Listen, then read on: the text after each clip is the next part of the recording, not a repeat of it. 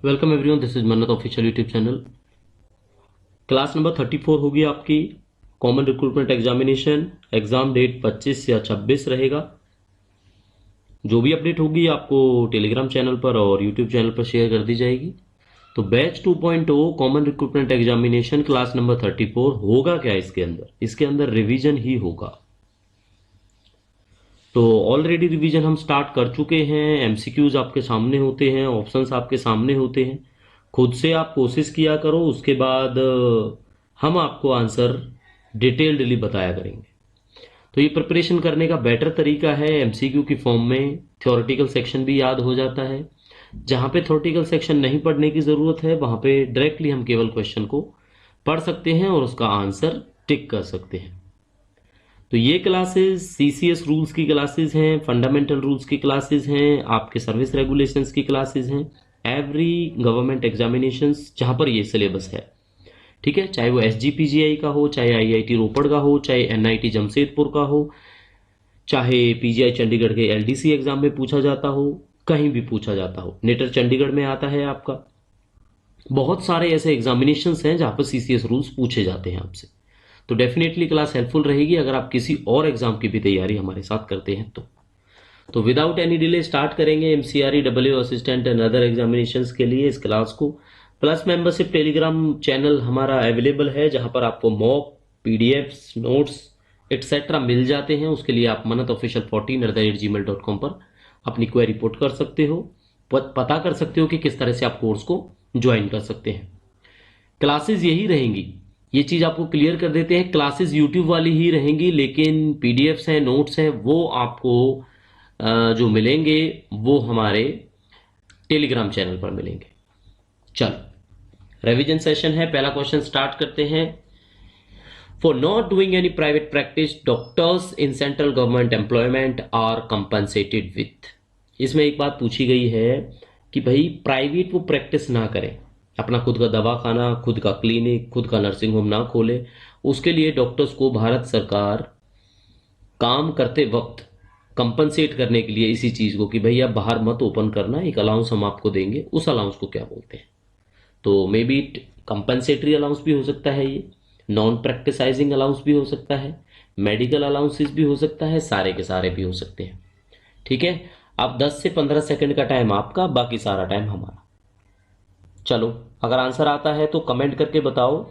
साथ के साथ जैसे जैसे आप वीडियो देख रहे हो वैसे वैसे आपके कमेंट को भी ऑब्जर्व करके ठीक होगा तो लाइक करेंगे हम लोग।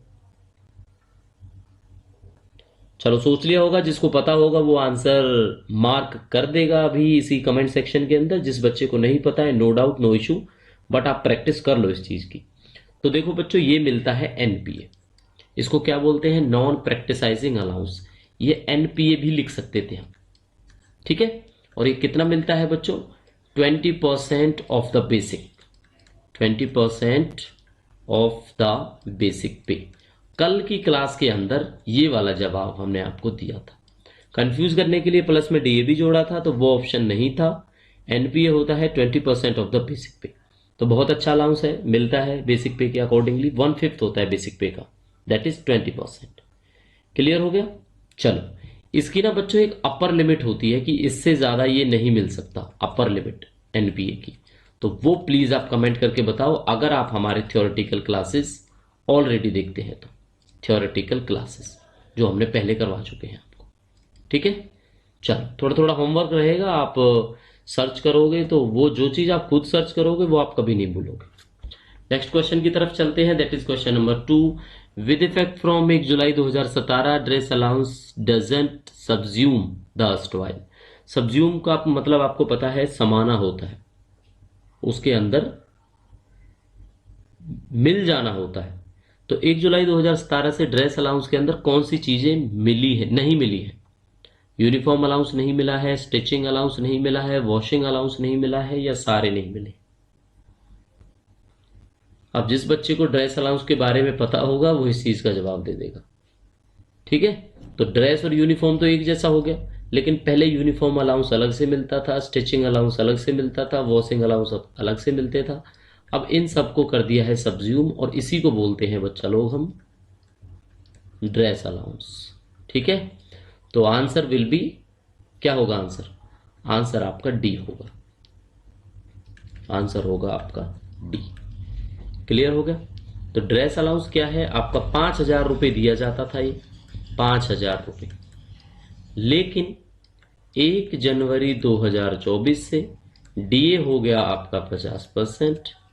डीए कितना हो गया? 50%। तो आपको पता है मोस्टली अलाउंसेज आपके 25% बढ़ गए थे, तो 25% बढ़ जाने के बाद ये आपका हो गया 6250, 6,250 रुपये। ठीक है, कितना हो गया बच्चों? 6,250। तो ड्रेस अलाउंस आज की डेट में मिलता है 6,250 विद इफेक्ट फ्रॉम 1/1/2024। चलो चलो नेक्स्ट क्वेश्चन देख लेते हैं। Question number 3, dress allowance shall be credited to the account of the government employees directly. हाँ, ये चीज इसलिए नहीं बताई, फिर क्वेश्चन का मतलब ही खत्म हो जाता। तो बताओ भाई, उनके अकाउंट में कब आता है ये?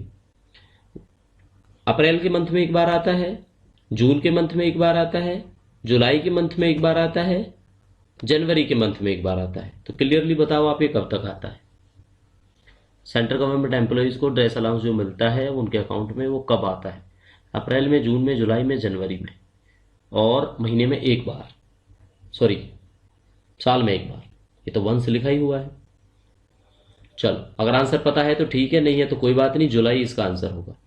तो आपको जुलाई मंथ के अंदर ये क्रेडिट हो जाता है। तो जब जुलाई में क्रेडिट करते हैं तो करीब करीब 1 जुलाई से लेके 7 जुलाई तक आपका ये, 10 जुलाई भी हो सकता है, बट जुलाई में देना होता है। तो बेसिकली अगर देखा जाता है तो फर्स्ट 15 डेज के अंदर अंदर आपको ये मिल जाता है। तो ये कोई फिक्स रूल नहीं है। फिक्स रूल क्या है? फिक्स रूल ये है कि जुलाई में मिल जाता है। ठीक है, कितना मिल जाता है? 6250, जो अभी बताया था आपको, 1 जुलाई 1/1/2024 के बाद से ये रेट रिवाइज हो चुका है, बढ़ चुका है 6,250। इसके अंदर कौन कौन सी चीजें हैं जो सब्ज्यूम हो चुकी हैं? That is uniform allowance, washing allowance, stitching allowance. तीनों के तीनों अलाउंसेस को जोड़ के बनाया गया ड्रेस अलाउंस, और जो हो गया है आपका 6,250 रुपये। Third question clear? चलो फोर्थ की तरफ चलते हैं। देखो, क्लास अगर अच्छी लगे तो लाइक में तो कंजूसी बिल्कुल मत किया करो, बट फिर भी आप पे डिपेंड करता है अपने करना है नहीं करना, बट कोशिश करो आप लाइक करके चलो। Convince allowance is mentioned in, convince allowance के बारे में बताना है, ये किसके अंदर है? सप्लीमेंट्री रूल 25 में आता है, फंडामेंटल रूल 25 में आता है, सप्लीमेंट्री 10 में आता है, फंडामेंटल 10 में आता है। अब बिल्कुल कंफ्यूज कर दिया आप लोगों को। अब आपको ये सोचना है कि पहले तो ये फंडामेंटल में आता है या सप्लीमेंट्री में आता है। बहुत सोचने वाली बात है।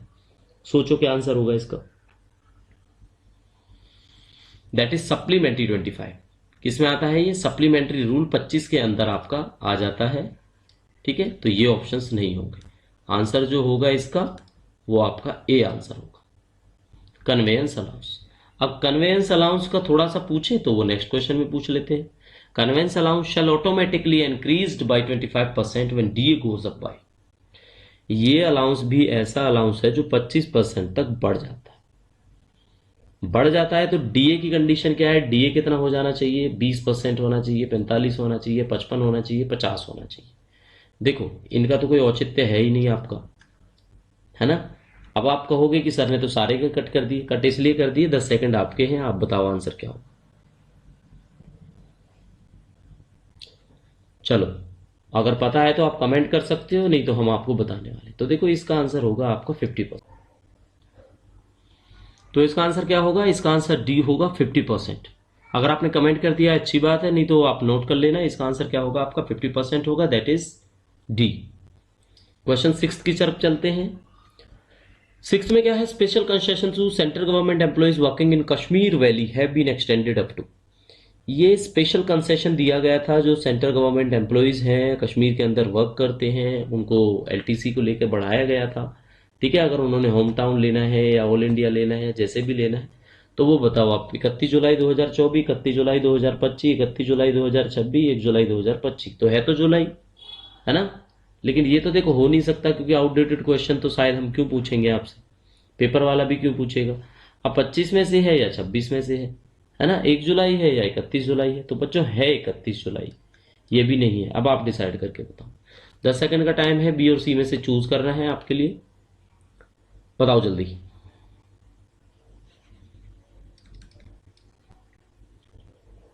तो देखो बच्चों, right answer will be B. B क्या है आपका? 31 जुलाई 2025। 31 जुलाई 2025 तक एक्सटेंड कर दिया गया है सेंट्रल गवर्नमेंट के लिए special concession. Note it. Question की बारी आती है सेवेंथ की। Which of the following period is excluded from the eligibility period for the purpose of ad hoc bonus? देखिए, बोनस जो मिलता है उसके लिए कौन से पीरियड को एलिजिबिलिटी पीरियड से हटा दिया गया है? अब आपने ये जवाब देना है, कौन सी चीज को हटा दिया गया है? ईएल के पीरियड को बोनस से हटा दिया गया है? बिल्कुल नहीं हटाया है। एलएनडी को हटाया हुआ है? नहीं हटाया है। एयूएल को हटाया है? नहीं हटाया है। इनमें से किसी को नहीं हटाया है? नहीं हटाया है। क्योंकि अब आप जवाब दोगे फिर हम जवाब देंगे, तो थोड़ा सा कंफ्यूज करने के लिए है। ईएल, एलएनडी, ईओएल होते क्या क्या है आप बताओ। सबसे पहले तो फुल फॉर्म जान लो, तब तक आप सोचते रहना। इसको बोलते हैं अर्न्ड लीव, इसको बोलते हैं बच्चों लीव नॉट ड्यू,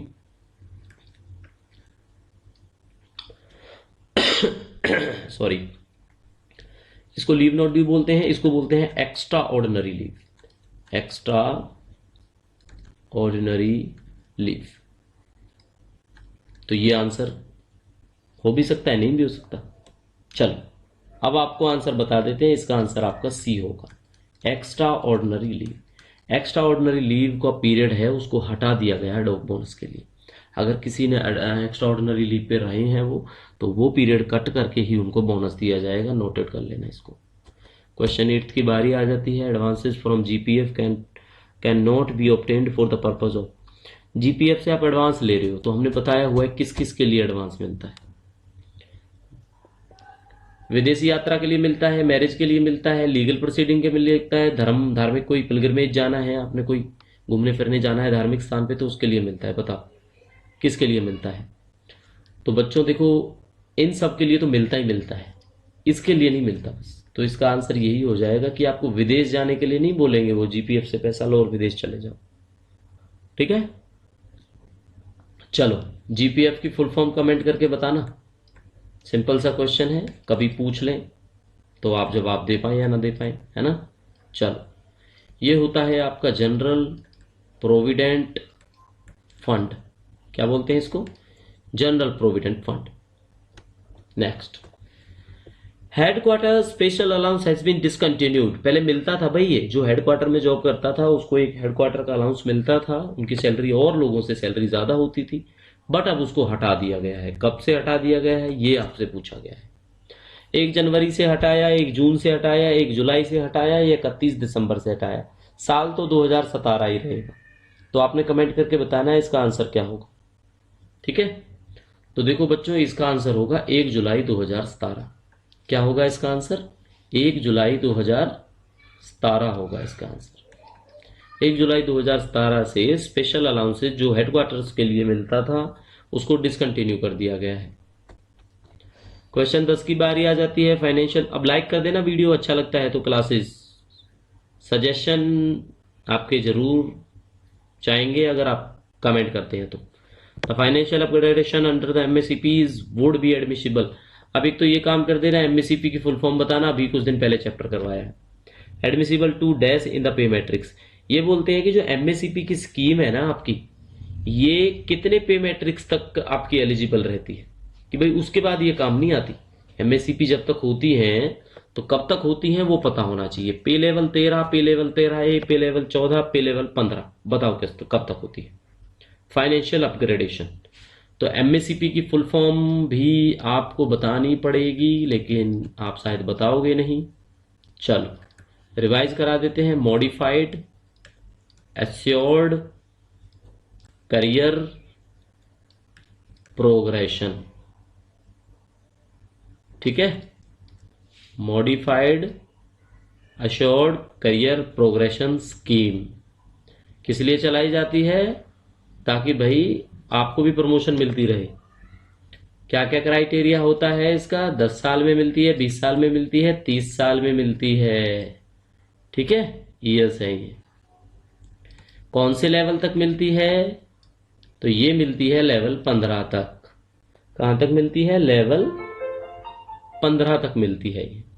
तो financial upgradation under the MSCPs would be admissible to level 15 in the pay matrix 7 CPC. सातवें पे कमीशन की जो लेवल 15 है वहां तक ये वैलिड है, उसके बाद एमएससीपी काम नहीं आएगी आपके। चलो 11 नंबर पे चलते हैं। Revised ceiling of reimbursement under CGHS CSMA rule for lung transplant surgery.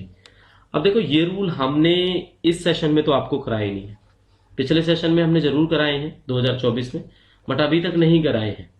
तो सबसे पहली बात तो ये सीजीएचएस होता क्या है, क्वेश्चन की शुरुआत तो तब करेंगे। चलो 8 लाख, 10 लाख, 15 लाख, 20 लाख। तो इसका आंसर देने से पहले आपको सीजीएचएस की फुल फॉर्म बता देते हैं। सीजीएचएस क्या होता है? That is central government health scheme. अब इसको कैशलेस बना दिया गया है सीजीएचएस को भी, ठीक है। पहले रिम्बर्समेंट का प्रोविजन था, अभी भी है कुछ जगह पे जहां पे कैशलेस नहीं है रिम्बर्समेंट का। चलो अब ये सीएसएमए हमने लिखा है, दैट इज क्या है ये सीएसएमए? सीएसएमए होते हैं आपके सेंट्रल सर्विसेज मेडिकल अटेंडेंस। क्या होते हैं? अटेंडेंस होता है, अटेंडेंट होता है, अटेंडेंस होता है, मेडिकल अटेंडेंस रूल्स। चलो पूरा बताओ। 1944, ये भी मत भूलना, मेडिकल अटेंडेंस रूल कब आए? 1944 के अंदर आए। क्लियर हो गया आपको? तो जो भी एम्प्लॉय मेडिकल अटेंडेंस के लिए, ट्रीटमेंट के लिए, रिम्बर्समेंट के लिए अलाउड होता है, ठीक है, तो वो खुद का, अपने मेंबर ऑफ द फैमिलीज का, डिपेंडेंट का ट्रीटमेंट करा सकता है। तो एम्प्लॉयज मेडिकल फैसिलिटी को अवेल भी कर सकते हैं जहां पे फैसिलिटी है, जहां पे नहीं है वहां पे आप करो और रिम्बर्समेंट लो, ठीक है। चलो क्लियर हो गया?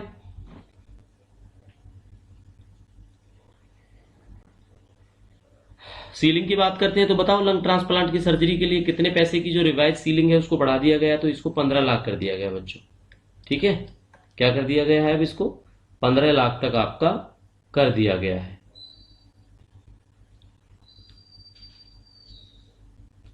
चलो और कुछ जरूरी जो शायद आपको बताने की जरूरत पड़ेगी इसके अंदर, एक और आता है, एक आपसे एएमए की फुल फॉर्म पूछी जाती है, इसी के अंदर आता है एएमए। तो एएमए बोलेंगे authorised medical attendant, medical attendant. अच्छा बच्चों ये मीनिंग क्या है? अटेंडेंट क्या अटेंडेंट होता है? नहीं, डॉक्टर को ही बोलते हैं। ऑथराइज्ड मेडिकल अटेंडेंट डॉक्टर्स को ही बोलते हैं।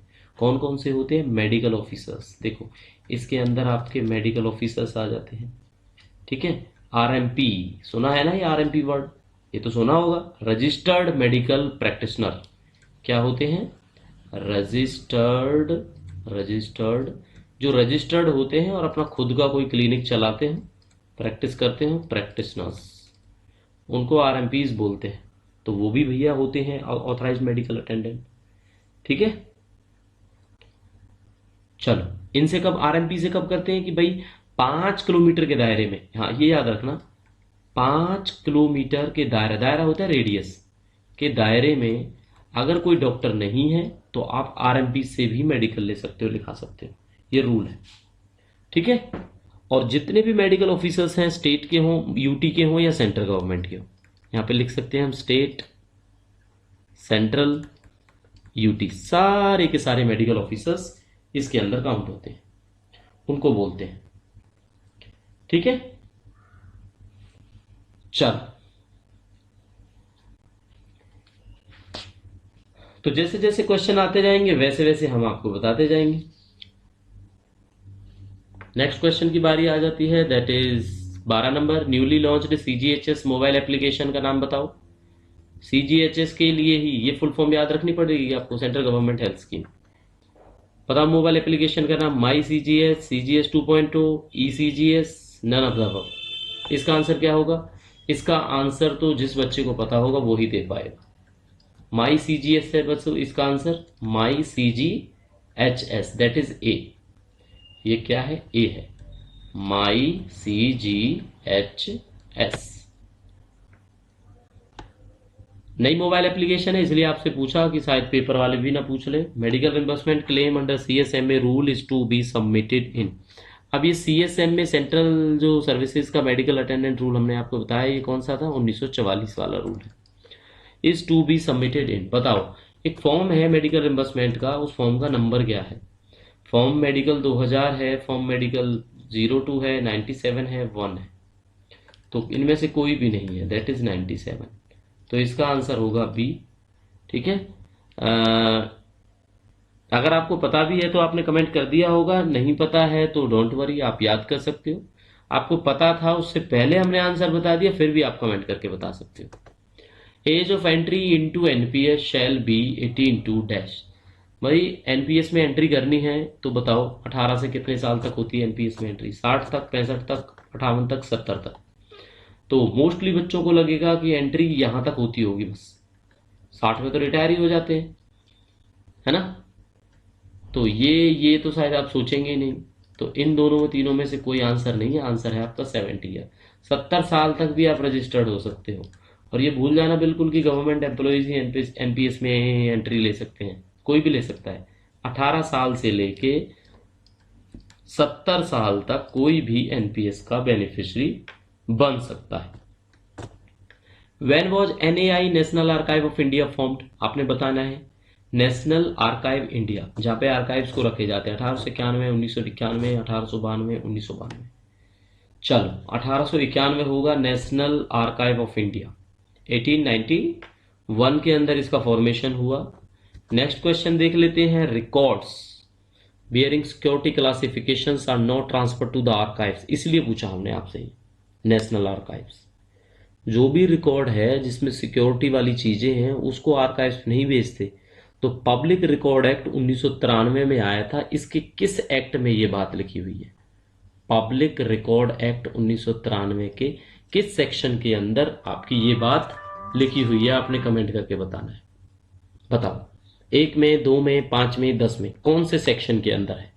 तो देखो इसका जो आंसर है वो होगा आपका, दैट इज डी, यानी कि सेक्शन 10 के अंदर ये बात लिखी हुई है।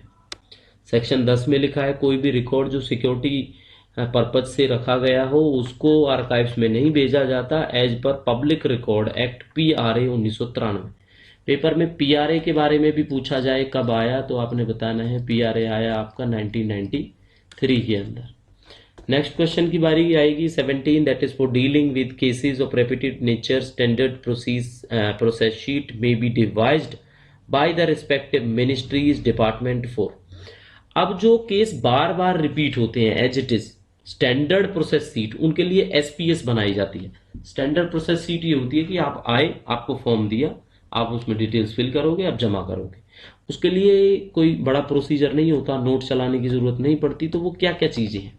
अगर फॉर्म आया, फॉर्म के बेसिस पे आपने किया, तो लीव सैंक्शन है, GPF एडवांस है, HBA है, या क्या है? लीव सैंक्शन के लिए भी यही काम होता है, फॉर्म भरो सैंक्शन होगी। GPF एडवांस के लिए भी होता है, फॉर्म भरो पैसे मिल जाएंगे। HBA के लिए होता है, फॉर्म भरो HBA मिल जाएगा। ठीक है, तो ये आपका ऑल ऑफ द अबव इसका आंसर होगा। अब कुछ बच्चे हैं जो सोच रहे होंगे HBA क्या होता है ना, हाउस बिल्डिंग अलाउंस या कौन सा अलाउंस? ये कमेंट करके बताओ। अब हर चीज नहीं बताएंगे, थोड़ी मेहनत आप लोग भी करो। क्वेश्चन 18 पे आ जाओ। For filing of papers which of the following will be placed in a single file cover. Single file cover में क्या रख सकते हो जब आप पेपर की फाइलिंग कर रहे हो? नोट पोर्शन को, करेस्पॉन्डेंस पोर्शन को, दोनों को, या इनमें से कोई भी नहीं? अब देखो, जो बच्चे बिल्कुल नए हैं उनके लिए एक बात बतानी है, ठीक है। उनके लिए ये बात बतानी है कि जैसे ये मान लो इस तरह से ये बुक है, ये बीच में आप इसको समझो कि बाइंडर है, ये जैसे पेज खुले हुए हैं। तो इस तरफ का जो पोर्शन होता है वो नोट पोर्शन होता है, और इस तरफ का जो पोर्शन होता है वो करेस्पॉन्डेंस पोर्शन होता है। जितनी भी नोटिंग, अब जब आपका पेपर क्लियर हो जाएगा तब आपको बताएंगे नोटिंग ड्राफ्टिंग क्या होती है, ठीक है। और ये होगा करेस्पॉन्डेंस पोर्शन। तो अभी ज़्यादा मत समझो, बस यही है। जितनी भी जो अप्रूवल्स हैं, कुछ भी है, कोई ऑर्डर निकालना है तो सबसे पहले आपने नोट बनाना है, नोट पे अप्रूवल लेनी है, फिर जो ऑर्डर निकालना है वो ऑर्डर निकल जाएगा, वो यहाँ लग जाएगा। तो इसीलिए एक फाइल के अंदर एनपी भी होता है, सीपी भी होता है, तो दोनों को पुट कर सकते हो आप लोग। तो आंसर क्या हो जाएगा जी? इसका आंसर हो जाएगा सी। तो note portion and correspondence portion shall be put in a single file cover. 19 नंबर पे चलेंगे, document under consideration on a file shall be flagged as. अच्छा, कोई फाइल है वो अंडर कंसिडरेशन है, कोई डॉक्यूमेंट, किसी फाइल के अंदर कोई डॉक्यूमेंट अंडर कंसिडरेशन है, तो उस पर फ्लैग लगाया जाता है। फ्लैग कैसे लगाया जाता है? पिछले वाले क्वेश्चन की तरह ही देख लो।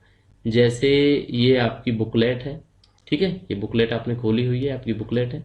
बुकलेट के अंदर यहाँ पे आपने पेज लगाया कोई, और एक चिपकने वाली चीज आती है, पेपर सा इस साइज का, ये यहाँ पे चिपक जाएगा जैसे, और इस पे ही हम कुछ लिख देंगे। क्या लिख देंगे, ये वही पूछना चाह रहे हैं आप, क्या लिख दोगे? एफआर लिखोगे, पीयूसी लिखोगे, नोट लिखोगे, या मेमो लिखोगे? बताओ क्या लिखोगे? पेपर अंडर कंसिडरेशन वाली चीज है, उसको कंसीडर करना है, तो फ्रेश रिसीट लिखोगे, पेपर अंडर कंसिडरेशन लिखोगे, नोट लिखोगे, होता तो नोट भी है भाई, या मेमो लिखोगे, क्या लिखोगे? चलो इजी है, आंसर आपको बता देते हैं, that is paper under consideration, PUC. अब 20वें क्वेश्चन का जवाब तो आप दे ही दोगे अपने आप ही। चलो, पीयूसी क्या है? कोई केस है, या पेपर है, या पेपर अंडर कंसिडरेशन है, या पेपर अंडर केस है? कुछ बच्चे इसको मत करके आ जाना, ठीक है? इनमें से तो नहीं करोगे आप, लेकिन सी डी में से कभी ऐसा ही ऑप्शन मिले, कभी कर दो इसको। तो ये होगा आपका आंसर पीयूसी का, पेपर अंडर कंसिडरेशन। तो आंसर क्या हो जाएगा इसका? सी आंसर हो जाएगा, ठीक है। अब पेपर अंडर कंसिडरेशन क्या था? लास्ट आपको बताया था हमने, क्या था भाई paper under consideration? The document under consideration on a file, उसको बोलते हैं पेपर अंडर कंसिडरेशन। और उसको क्या फ्लैग किया जाता है? पीयूसी लिख के उसको फ्लैग कर दिया जाता है। कोई आपके डिपार्टमेंट के अंदर, अब देखो क्लास में टाइम अगर लगाना चाहें हम इन 20 क्वेश्चनों में जितना मर्जी लगा सकते हैं, तो एक्सेसिव टाइम आपका बिल्कुल वेस्ट नहीं करना, पढ़ाई करनी है, रिवीजन करना है, काम काम की चीजें बतानी है।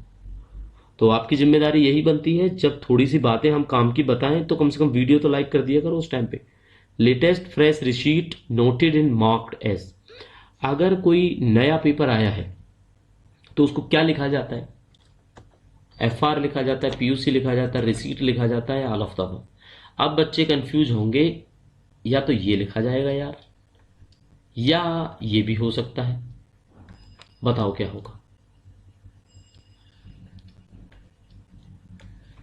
आप कमेंट करो, फिर हम बताएंगे।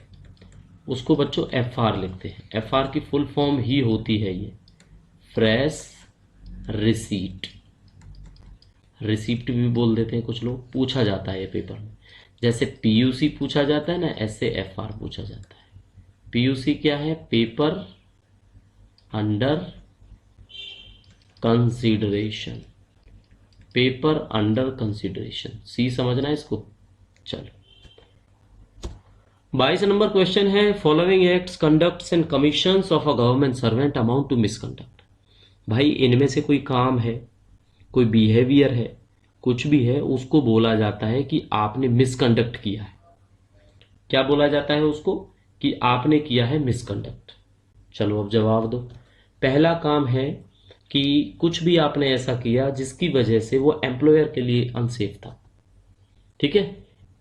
कब हो सकता है अनसेफ? या तो सर्वेंट गाली गलौच वाला हो, अब्यूजिव हो, या सर्वेंट डिस्टर्ब करता हो उस प्लेस की पीस को जहां पर काम होता हो, आहुल्ला ज्यादा करना हो, या वो सर्वेंट हैबिचुअली नेग्लिजेंट है अपनी ड्यूटी करने में, ठीक है। हैबिचुअली नेग्लिजेंट को समझने का सिंपल सा मतलब है कामचोर।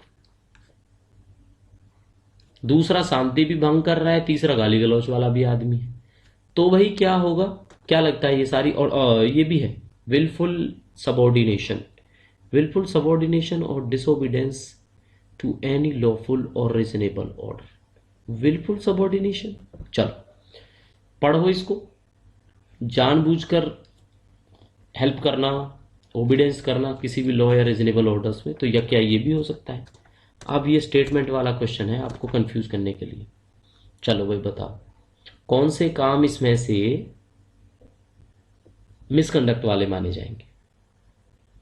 तो देखो, वैसे तो जब हमने हिंदी बताई होगी ना, आपको ये पता लग गया होगा ये तो अच्छा काम है, सबॉर्डिनेट कर रहा है, कोऑर्डिनेट कर रहा है, ओबीडेंस कर रहा है, तीनों काम गलत है, तो 1 2 3 होगा इसका आंसर, ठीक है। क्या होगा इसका आंसर? 1 2 3 होगा। तो कुछ क्वेश्चन अगर ये नहीं भी पढ़ा होता ना, थोड़ा सा दिमाग पे जोर डालेंगे तो पता लग जाएगा।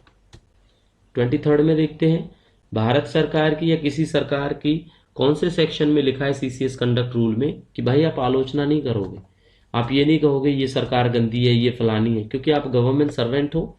तो गवर्नमेंट के संचित जो निधि है, पैसे हैं, वहां से मिलता है आपको पैसा। ठीक है, तो बताओ भाई क्रिटिसिज्म ऑफ गवर्नमेंट किस में आता है? सेक्शन 7 में, सेक्शन 8 में, सेक्शन 10 में, सेक्शन 9 में। अब ये सेक्शन किसके हैं? आरटीआई के हैं या कंडक्ट रूल के हैं? कंडक्ट रूल के हैं तो कंडक्ट रूल आए कब? 1964 भी लिख सकता हूं, याद रखना। ठीक है बच्चों, चलो भाई बताओ, 7 में नहीं है, 8 में नहीं है, 10 में भी नहीं है, 9 में है। तो सेक्शन जो 9 है आपका, उसको बोला जाता है जी criticism of government not allowed. ठीक है, तो गवर्नमेंट की क्रिटिसिज्म की बात इसके अंदर की जाती है। नेक्स्ट क्वेश्चन देख लेते हैं बच्चों। The following omissions of a government servant amount to misconduct in accordance with CCS conduct rule 1964। अब कुछ फिर ऐसे काम है भाई जो मिसकंडक्ट में आएंगे। विलफुल इनसबऑर्डिनेशन और disobedience whether alone in combination with others to any lawful और reasonable order of the superior. आपसे बड़ा है, कोई ऑर्डर दे रहा है, वो लॉफुल है, रीजनेबल है, उसके भी आप इनसबऑर्डिनेशन कर रहे हो या उसका अवमानना कर रहे हो, डिसोबीडियंस कर रहे हो, तो क्या वो मिसकंडक्ट में आएगा? Habitual late attendance, daily late आना ऑफिस में, हैबिचुअल एब्सेंस विदाउट परमिशन, बिना परमिशन इधर उधर भाग जाना, ओवर स्टेइंग लीव, छुट्टियों, जब भी छुट्टी लेके जा रहे हो उससे ज्यादा स्टे करके आते हो छुट्टी से भी, conviction by criminal court, criminal court के द्वारा कन्विक्ट किए जा सकते हो, ऑल ऑफ द अबव। बताओ क्या चीजें।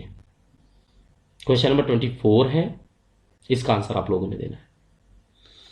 तो देखो, अगर इसको हम सबऑर्डिनेशन कर देते हैं तो ये पॉजिटिव था, इनसबऑर्डिनेशन कर दिया नेगेटिव हो गया, ओबीडियंस का डिसोबीडियंस कर दिया नेगेटिव हो गया, तो ये गलत बात है, आएगा भाई मिसकंडक्ट में। लेट आना भी आएगा, ओवरस्टे आएगा, बिना परमिशन के आएगा, कोई कोर्ट है अगर उनको कन्विक्ट कर देता है तो भी कंडक्ट रूल लागू होंगे, तो सारा आ गया। ठीक है, तो ऑल ऑफ द अबव इसका आंसर हो जाएगा, दैट इज ई। आंसर क्या है इसका? ई है। पता लगे आपको कौन कौन से हैं जो ओमिशंस हैं जो गवर्नमेंट सर्वेंट जिसकी वजह से मिसकंडक्ट हो सकता है सीसीएस कंडक्ट रूल के अंदर। ऐसे स्टेटमेंट वाले क्वेश्चन थोड़े अच्छे होते हैं, आपको चीजें याद आ जाती हैं। क्वेश्चन 25 देख लेते हैं। CCS conduct rule 1964 a government servant should, क्या करना चाहिए भाई? उसको इंटीग्रिटी बना के रखनी चाहिए, अपनी ड्यूटियों के प्रति समर्पित रहना चाहिए, एक रिस्पॉन्सिबल और डिसेंट स्टैंडर्ड का आदमी होना चाहिए, और पर्सनल लाइफ में भी उसी तरह से कंडक्ट उसको करना चाहिए। तो हमें तो लग रहा है अच्छी अच्छी बातें हैं, आपको क्या लग रहा है? सारी अच्छी बातें हैं, तो ये क्या होगा? ऑल ऑफ द अबव हो जाएगा आपका। तो आंसर ये होगा आपका डी। क्या होगा जी आंसर इसका? डी आंसर होगा। क्लियर है? क्या होगा इसका आंसर? डी होगा। समझ आया अब आपको, ये नहीं आया? चलो कमेंट करके जरूर बताना है ये सेशन कैसा लगा। भले ये 30 मिनट की क्लास है, 30-32 मिनट की, लेकिन आपने क्या सीखा? 25 क्वेश्चंस हैं, थ्योरेटिकल पोर्शन भी कराया, आपके दिमाग को भी रिमाइंड कराया, आपको कुछ चीजें हैं जो आपको याद हुई। ठीक है, चलो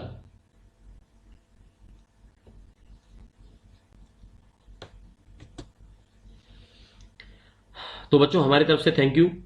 पढ़ते रहो, आप तैयारी करते रहो, क्वेश्चंस जितने आप पढ़ोगे थ्योरेटिकल सेक्शन उतने ही एमसीक्यू आप कर पाओगे। तो अभी टाइम क्या है, जितनी भी पीडीएफ हमने प्रोवाइड की हैं आपको वो रिवाइज करो, खुद के नोट्स हैं आप वो रिवाइज करो, डेली हमारे साथ रिवीजन सेशन लगाते रहो, और पॉजिटिव होप के साथ तैयारी करोगे तो जरूर सक्सेस मिलेगी।